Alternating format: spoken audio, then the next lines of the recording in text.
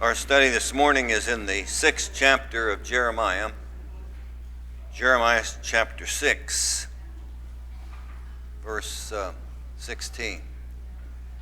Jeremiah chapter 6, verse 16. Paul, would you word a prayer for us, please?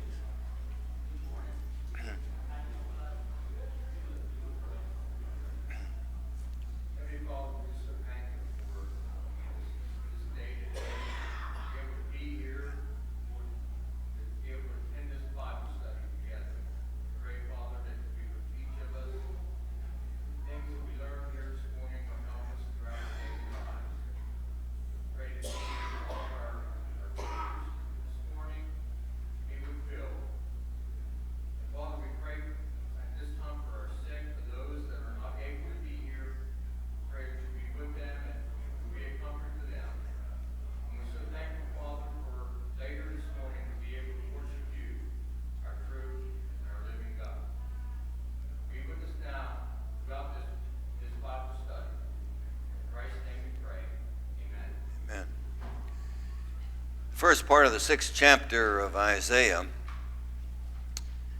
we have, some of these themes that have been repeated over and over again.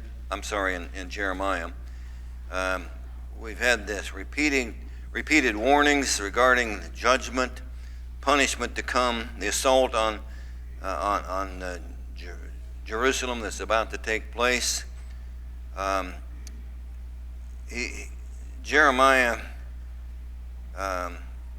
said he was at one point he's tired of all of this and all of this corruption and probably lack of response, and he said, I suppose, he's just totally exhausted and upset about it. He said that he was just going to pour out. He's just going to blast them with his words. And then he says, well, now, you need to return to the old paths. And that's kind of where we are this morning. Return to the old paths. Now, when Jonah preached to Nineveh, what happened? From the king to the people in the street, they responded to the preaching. We don't know much about what Jonah said, but whatever he said got to them. Now, from our study so far in Jeremiah, how many conversions does it seem like he had? Kathy, you said none. Well, he was commissioned to go into the streets and look for somebody that was righteous, and how many did he find? Found none. Went to the poorer folks and had no conversions. He went to the leaders, the priests and all that, had no conversions. Can you imagine? And Jeremiah may have preached, his prophet years may have been as long as 60 years. And his responses were limited. Now, there might have been some people, but we don't have any record of how successful he was, except we have a record to say that they didn't respond. So, in the 16th verse, he says, return, thus saith the Lord. After he admonishes them, then he comes back with this notion, this idea, this narrative. He says, stand ye in the ways and see and ask for the old paths, wherein is the good way. Now, not all old paths are good. Not all good or all past is good. The old path, but he's talking here about ask for the old paths, wherein is the good way, and walk therein, and ye shall find rest unto your souls. But what was their response? But they said, we will not walk therein. We will not walk therein. They were, younger generations tend to find fault with the older generation. Is that right? And of course, older generations find fault with younger generations. It works both ways. But younger generations, generally speaking, a lot of them say, well, I wouldn't want those. How did they put up with those old fogey ways, Those old fogies, those old people, they were so dumb. They're so dumb. Well, they said, we're not going to walk in those old good ways. Also, I set watchmen over you. Now, notice this. Number one, he says watchmen over the, who do you suppose the watchmen were? Watchmen.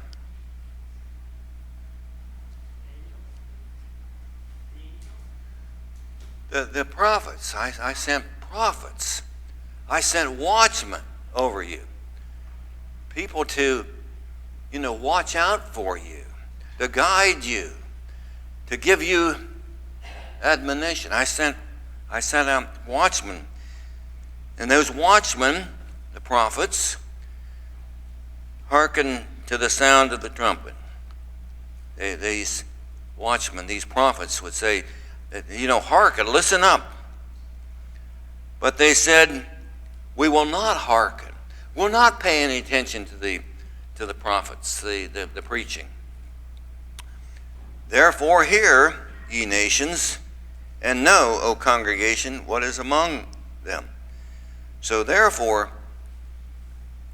again, listen up. Not only the Jews, not only the congregation of Jews, but who else? The nations.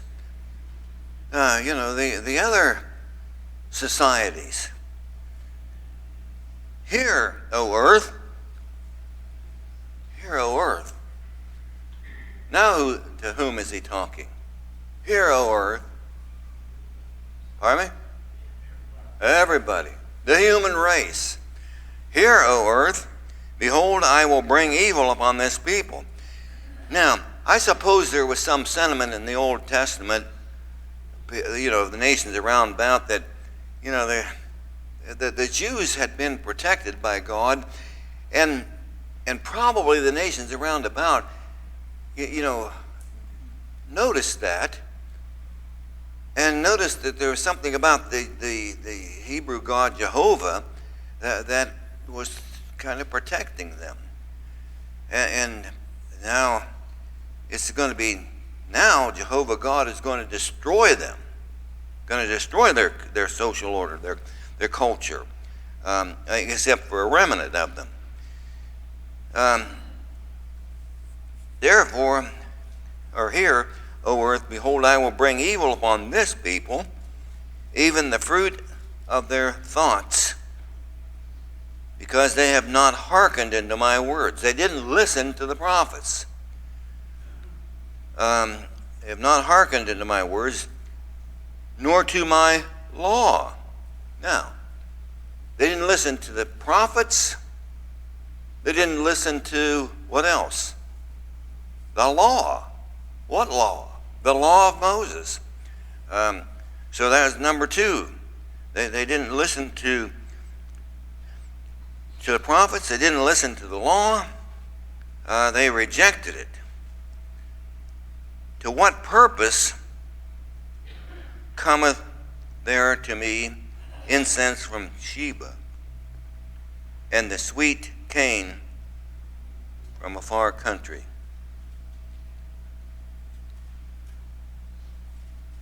Your burnt offerings are not acceptable, nor your sacrifices sweet unto me. Now, I wonder what he's talking about here. To what purpose cometh there me incense from Sheba, a long way off, and the sweet cane from a far country? Your burnt offerings are not acceptable to me. What do you suppose they were doing with regard to this incense? They were importing these, let's say, articles of worship. You know, the incense and sweet cane. I don't know what that is. Any other version that you have that uses a different language than sweet cane. But they were items of worship. They kind of like sent all over the world for those things, as though that would impress God, right? You know, they were really conscientious about that, but their behavior didn't match. That was the issue. Their behavior didn't match and he says, now, when these Jews were offering sacrifice to God, they're coming into the temple. Were they also worshiping Baal? Were they also sacrificing, some of them, their infants, their children, to the god Molech? Yeah. Were they also cheating their neighbors? Were they also involved in all kinds of moral degradation? Yeah. But they thought that Sunday morning attendance would take care of all the bad behavior and all the sins of the week. Is that right?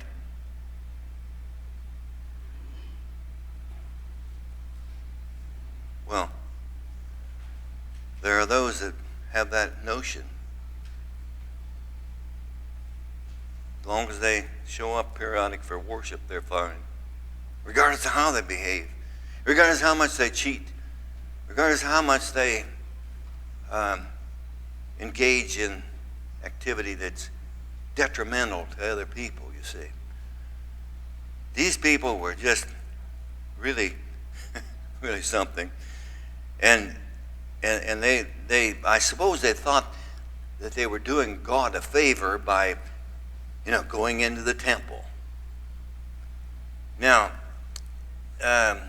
he says that they're not acceptable. Going back in Jewish history from that period on back, when the first king of Israel, Saul, was told to go and destroy the Amalekites, and that was during the period of time when Samuel was the prophet, the main prophet of Israel, and as Saul came back from battle, Samuel heard the lowing of oxen. The bleating of sheep. He was supposed to destroy the animals, supposed to destroy everybody, humans and animal kind. And what did Paul, in that encounter between Samuel and Saul, what was that encounter? What was said? When they met? Well, it went something like this. Samuel says, "Well, I hear animals, and here you've got King Agag, the king of the Amalekites." Now, Saul says, "Well, I saved the animals for what? Sacrifice." And what was the response of Samuel? Yeah, he says to obey.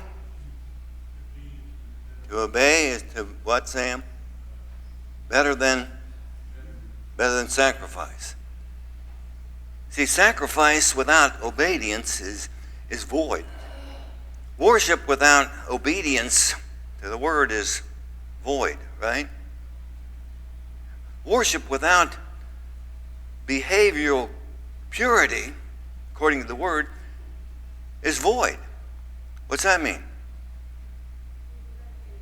It doesn't do any. Why? Why didn't it do any good? Because God said, well, the principle is right here. He says, God says, I won't accept it. I'm not going to accept it. He'd already said, you've rejected the prophets, you've rejected the law, and now you come into the temple and say everything's going to be okay.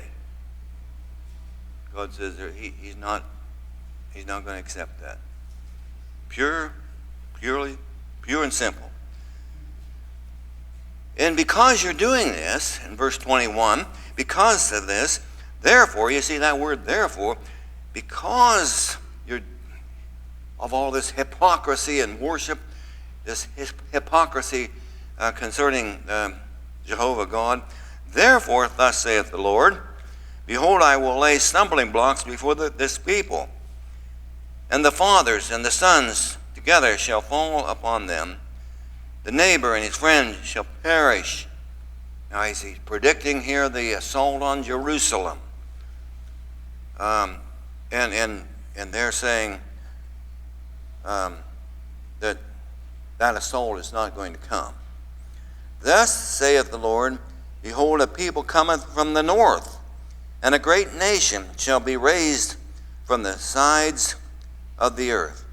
The sides of the earth, I mean, the whole earth, the sides, all across. Whatever peoples were whatever populations there were. This thing is going to be, this assault is going to be, it's from the north, the nations in the north, and particularly the Babylonian nation, is going to be a great army from various. Babylonians are going to amass various other cultures to come after the people of Jerusalem.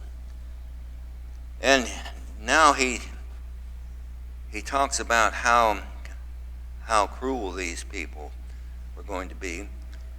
And this was falling on deaf ears. I wonder why. I just, think about this.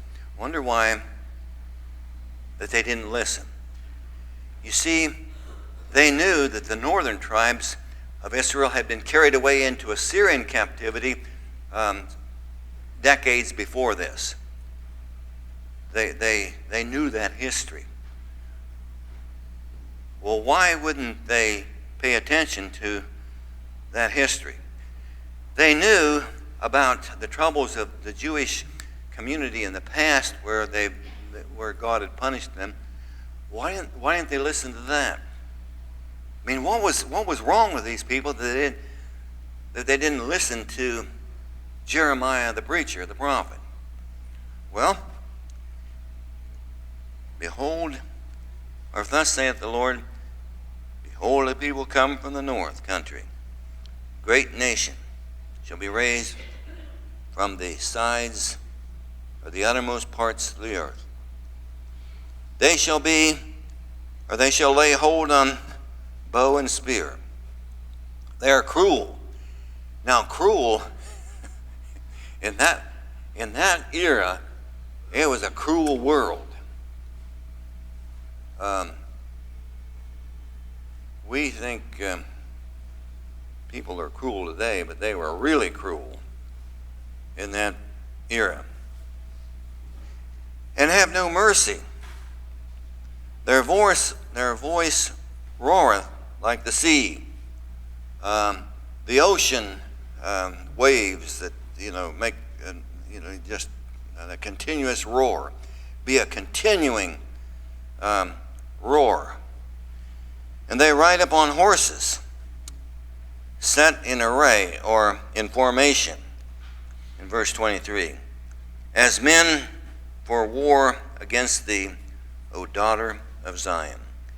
In the 6th chapter of Jeremiah, the 23rd verse, he says there, set in array for war against thee, against Jerusalem, the capital city, the center of worship, the place of the temple. But folks didn't pay much attention to that. Verse 24, we have heard the fame thereof. We've heard how destructive these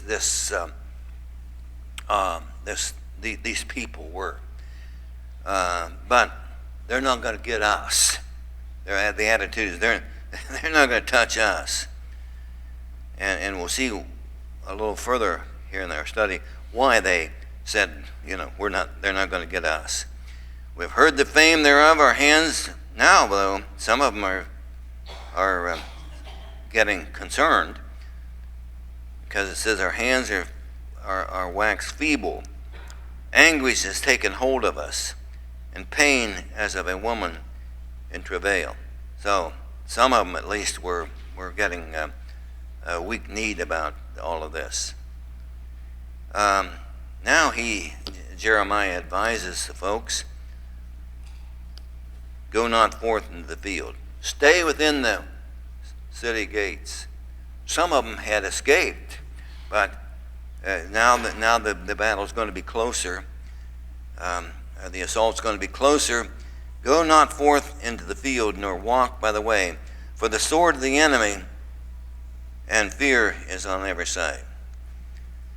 O daughter, in verse 26, O daughter of my people, gird thee with sackcloth, and wallow thyself in ashes. What's he saying there?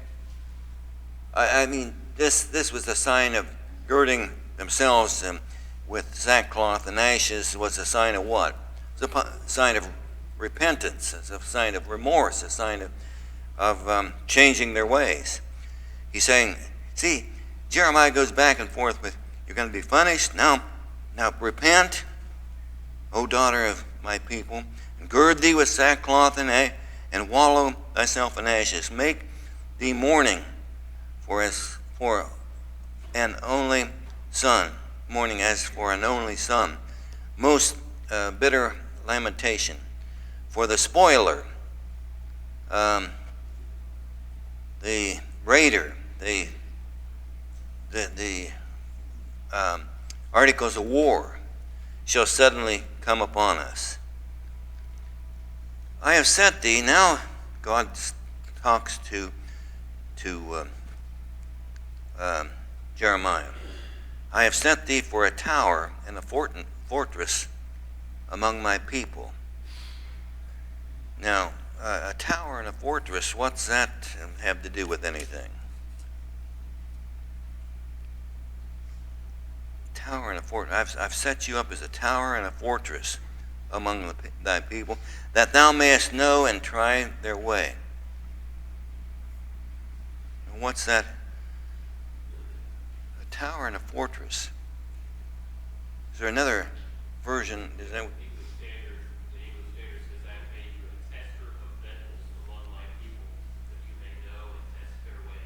Okay, that makes it a little more easy to understand.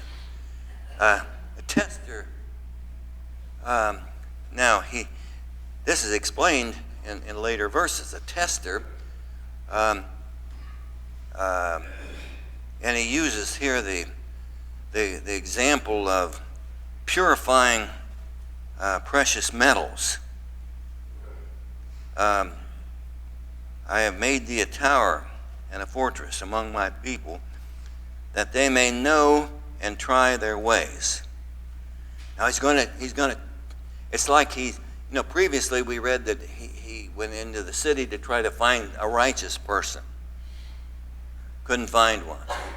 Well,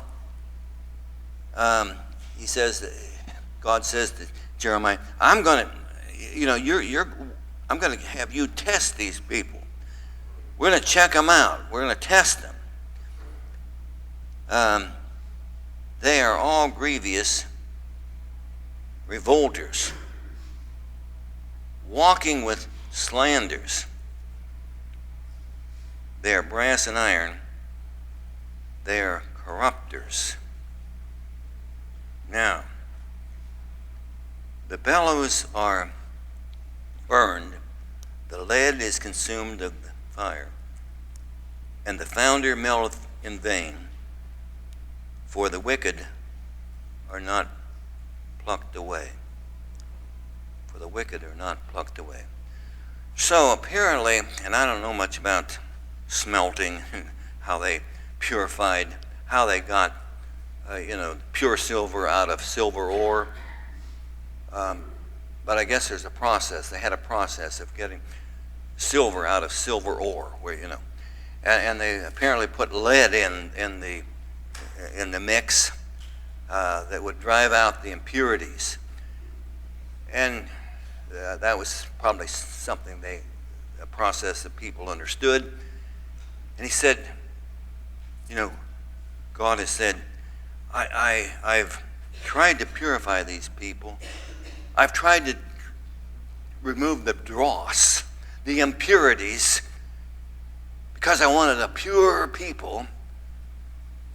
And he says, but, using this illustration, but reprobate silver, that is, impure silver, shall men call them, because the Lord hath rejected them.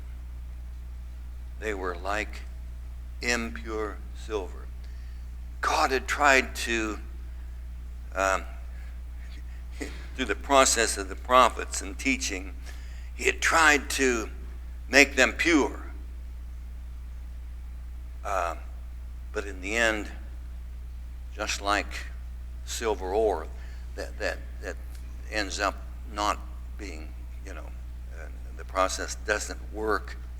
He says, you're just like that. You're impure. You're worthless in terms of righteousness and purity. So Jeremiah is pleading with these folks, and then in verse 7, or chapter 7, he says, the word came to Jeremiah from the Lord, saying, and throughout Jeremiah we have this recurring expression, that the word that came to Jeremiah from the Lord, saying, now stand in the gate of the Lord's house and proclaim there this word. Now, these people were going to the temple, right? These idolaters, these Jewish people who were steeped in idolatry and Baal, and some of them offering their infants, burn their infants in the fires of Molech, the idol Molech, come to the temple, come to worship, right?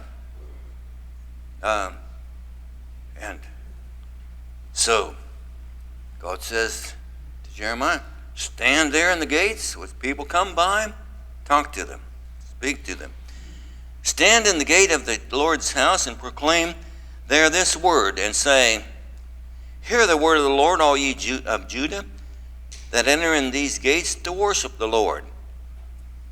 Now, they were worshiping materialism.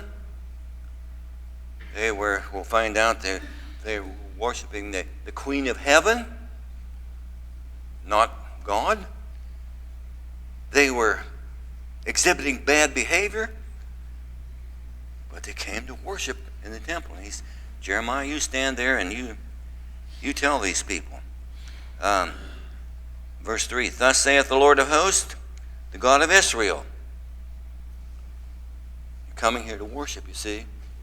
God says, amend your ways and your doings, and I will cause you to dwell in this place.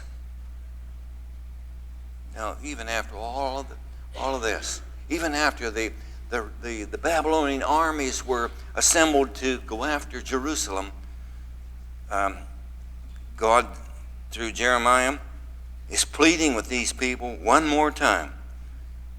Amend your ways and your doings. and I will cause you to dwell in this place. What's he saying? I'll back off the armies of Babylon, just like I backed off the Assyrian army a century ago. Trust ye not the lying words, saying, trust ye not in lying words, saying, the temple of the Lord, the temple of the Lord, the temple of the Lord are these. Now, what's that all about?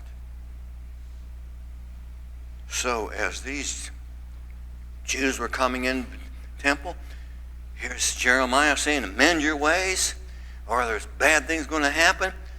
And what was their response? The temple of the Lord, the temple of the Lord. They were, no doubt they were chanting the temple of the Lord as he was preaching, the temple of the Lord. What was the idea? What were they saying? What were these rebels saying?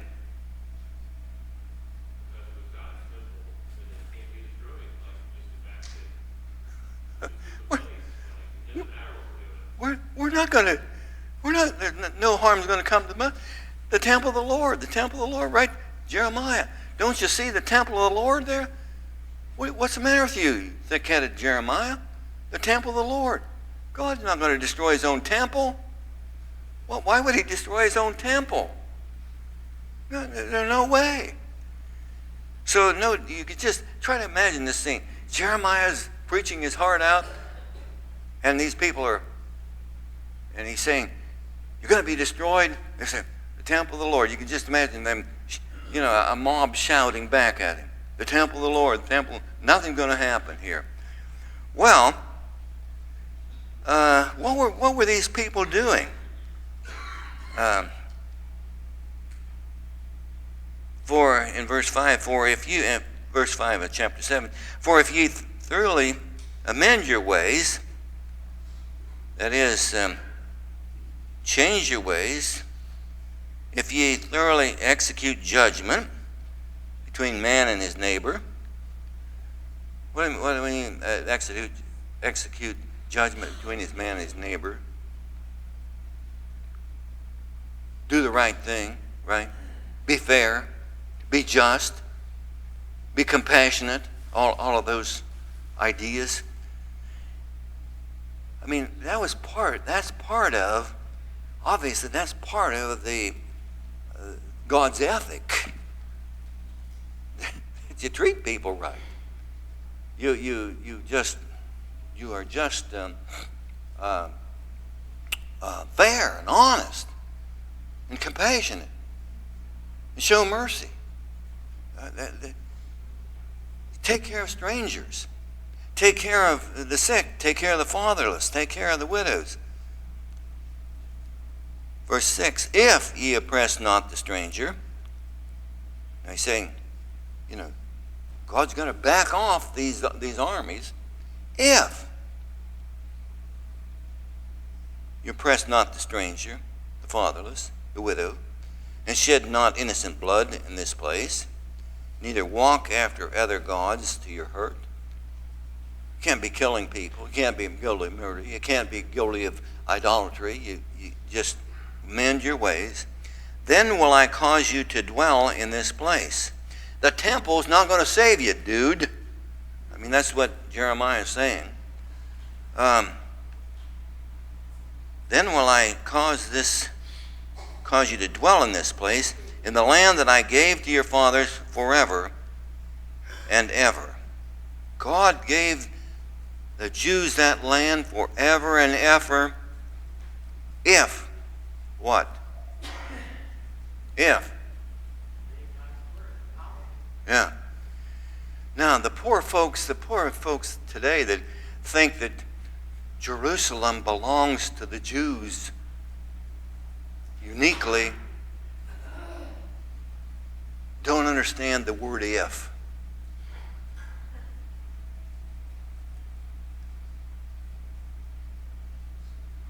The Jewish government in Israel, in Jerusalem, is secular. It's not a theocracy as God would, imposed on the Jews. The modern Israel has nothing whatsoever to do with Israel's right to that land. Israel has no more right to Jerusalem than anybody else. Because if they still are not obeying, as a people are not obeying God's word. Okay? Notwithstanding all this stuff we hear about, we got now the capital of Israel is in Jerusalem and all that stuff. That's a civil political thing. That has nothing to do with religion. Some people have the crazy idea that prophecy has identified our current president as some sort of a Messiah with regard to the Jewish nation. Now that has nothing to do with what this word says, you see. Behold, in verse 8, behold, ye trust in lying words that cannot profit. They trusted in the false prophets, just like people today are trusting in the false prophets in religion. Verse 9, will ye steal, murder, and commit adultery, and swear falsely, and burn incense unto Baal, and walk after other gods whom ye know not, and come and stand before me in this house, which is called by my name, and say, we are delivered to do all these abominations? Are you going to commit murder? You're going to do all these bad things, and then you're going to come into my house and expect me to accept you? God is saying, is this house, in verse 11, is this house which is called by my name become a den of robbers in your eyes? Where have you heard that language before? Pardon me? When Jesus came into the temple and upset the money changers and drove them out, he said, this is supposed to be my Father's house, and you've made it a den of thieves. So 8 centuries later, 7 centuries later, when the temple had been rebuilt a second time, there was, the temple was rebuilt when Ezra and Nehemiah came back from captivity, and then later on Herod rebuilt the temple for the Jews. But the temple was still a den of thieves 7 centuries later, the rebuilt temple. Behold, even I have seen it, saith the Lord. Now he's going to give them a history lesson. This history lesson should have resonated with him. And you can say, it's just like, don't you Dilberts know about Shiloh? Don't you stupid people know about Shiloh? He says, but go ye now unto my place which was in Shiloh, where I set my name at the first, and see what I did to it for the wickedness of my people Israel. After Joshua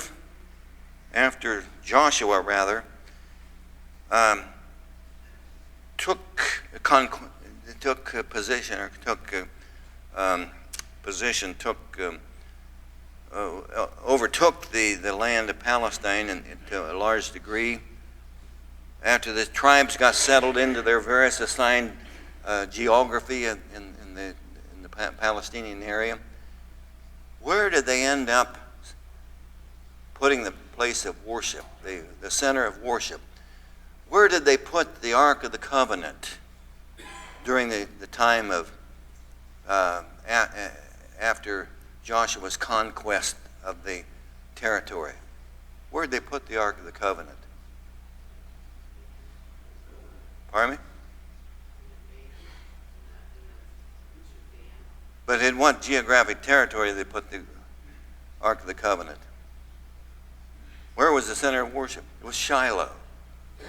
For 300 years, the Jewish center of worship with the Ark of the Covenant was situated in Shiloh for 300 years. Now our country's, officially a couple hundred years old, 250, short south of 250. 300 years, worship center. That's where Eli the priest was, and his sons. You remember Eli the priest, who officiated at Shiloh? What were his sons like? Help me with the history here. What were his sons like? They were so bad that they were having sex with the females that came in to worship. I mean, that's pretty blunt, but that they were so bad. They were really bad. Okay? The Philistines were bearing down on them and beating Israel in battle. And so some of them got the idea, well, we'll just send the Ark of the Covenant out, right? And everything will be okay. Well, what happened? What did the Philistines do to the Ark of the Covenant? They captured it. And it was a long time before it was recovered. So they had the idea, just as the Jews in the time of Jeremiah, the temple. Nothing's going to hurt us as long as we have the Ark of the Covenant. But what happened? God allowed the Philistines to capture the Ark of the Covenant, to take it to Ekron or one of those Philistine cities. Well, he says, but go now ye into my place, which was in Shiloh, where I set my name at the first, and see what I did to it for the wickedness of my people Israel. Now Samuel followed Eli as a priest and prophet, and Samuel officiated his headquarters, so to speak, were at Shiloh, but that was no longer. He says that's no longer the place of worship. And now, because ye have done all these works, bad works, saith the Lord, I spake unto you, rising up early and speaking, but ye heard not. I called you, but ye did not answer. So, God said, depending on the temple for your protection, look what I did to Shiloh, the place of worship for 300 years. And he said, I've risen up early in the morning and late at evening, so to speak, called you. You didn't answer. Therefore will I do unto this house, which is called by my name, wherein ye trust, and unto the place which I gave to you and to your fathers, as I have done to Shiloh. You couldn't be any more plain to the Jewish population than that.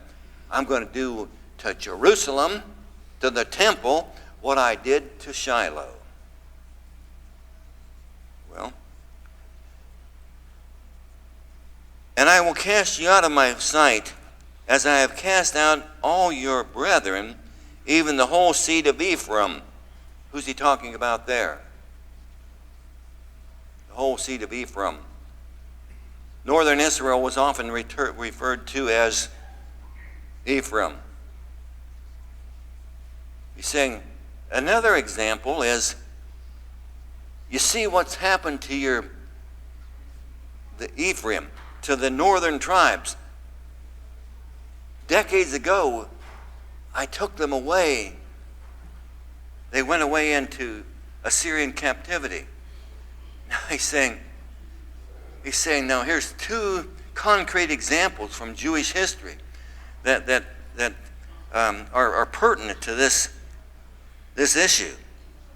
You see what was happened to northern Israel or Ephraim. Therefore, pray not thou for this people.